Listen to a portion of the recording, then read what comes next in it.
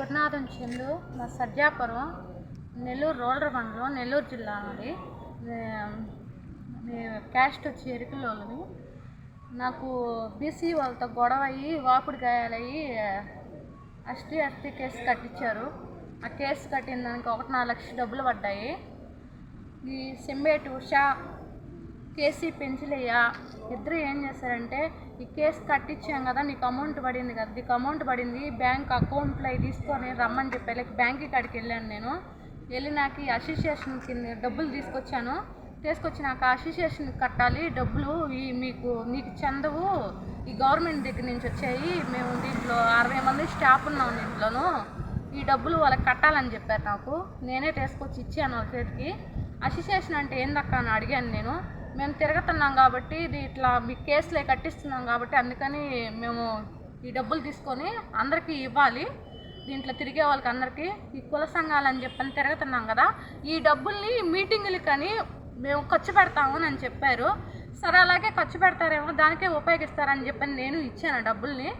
ఇచ్చినాక అసోసియేషన్ అంటే ఏందో లేదంట. అసలు ఏదన్నా కుల సంఘాల గురించి మాట్లాడేదానికి, ఏదన్నా బాధితుల గురించి మాట్లాడేదానికి, ఇట్లాంటి కేసుల గురించి అడగాలి, మేము సాధించుకోవాలి, మా కుల సంఘాలు తిరగాలి కాబట్టి అందువల్ల మేము తిరుగుతామని చేయాలి కాబట్టి అందుకని మేము తిరుగుతున్నామని చెప్పారు. కానీ అన్నీ అబద్ధాలేనాయి.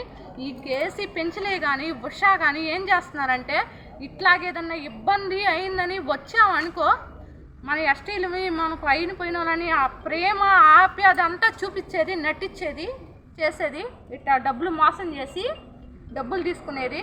ఆమెను నన్ను నమ్మించింది, తీసుకెళ్ళింది కోర్టు దగ్గరికి తీసుకెళ్ళి. నాకు జడ్జి ముందు కూడా ఏం చెప్పిందంటే, నాకు కొంచెం చెవుడు వినిపిదు, నాకు చదువు రాదు, దానివల్ల ఏం చేసిందంటే పేపర్లు తీసుకొచ్చి నా చేత సంతకాలు పెట్టించింది.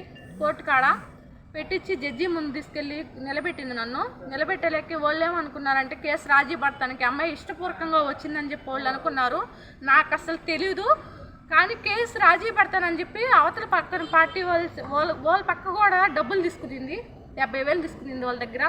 నా వచ్చి 1.4 లక్షలు నా అకౌంట్లో పడితే ఈ కేసు మీద ఆ డబ్బులు కూడా తీసుకునింది.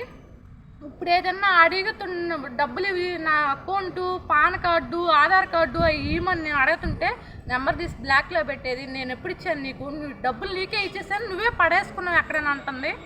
డబ్బులు అడుగుతుంటే అసలు సమాధానమే చెప్పట్లేదు, ఇంటికి పోయినా కానీ సమాధానం చెప్పట్లా. ఇట్లాగే కేసులే పెడుతున్నామని చెప్పానని, అడుగుతున్నామని, మీడియాకి ఇస్తున్నామని మా పరువు తీస్తున్నారు మీరు, మేము మీ చుట్టూ తిరిగి మీకు చేపిస్తే మమ్మల్ని ఇటు చేస్తున్నావా అని అడుగుతుంది. అదేమన్నా అంటే మనుషులను తీసుకొచ్చి ఒక 30 మంది 40 మందిని తీసుకొచ్చారు, ఇంటి మీదకి వచ్చేస్తుంది. ఆమె వల్ల అసలు మాకు అసలు ప్రాణాయు, ఆ డబ్బులు మోసం చేసి తీసుకునింది కాక ఇప్పుడు ఆమె వల్ల మళ్ళీ మాకు ప్రాణాయు వచ్చేసింది. ఎక్కడన్నా పోతే ఏం చేస్తుందా ఏందా, ఎక్కడన్నా రౌడీని పెట్టి ఏమన్నా చంపించేస్తుందా అని మేము భయం వేస్తుంది. ఎక్కడన్నా తిరగాలని ఇంట్లో ఉన్నా కానీ భయం వేస్తుంది మాకు. అసలు వాళ్ళిద్దరి వల్ల ఏదైనా జరిగిందంటే, ఆ కేసు గురించి నాకు ఏదైనా జరిగిందంటే కేసీ పెంచలే వల్ల జరగద్ది, ఉషా వల్ల జరగద్ది.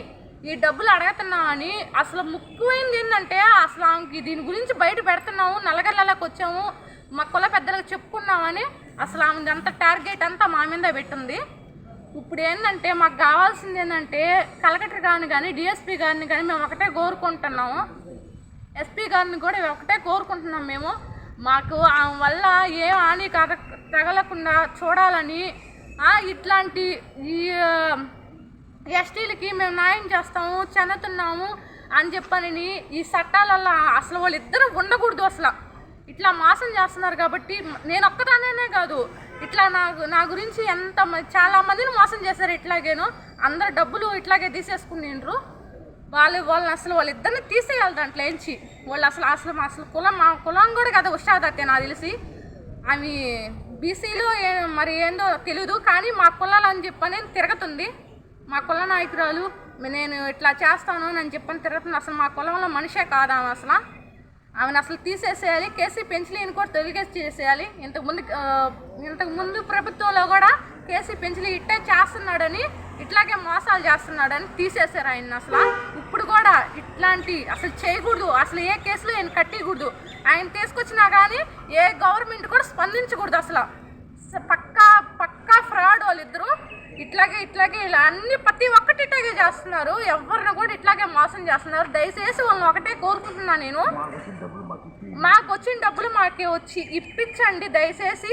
కానీ ఇట్లాంటి వాళ్ళు మాత్రం ఈ పదవిలో ఉండి కాకండి తీసేసేయండి. ఇదే నేను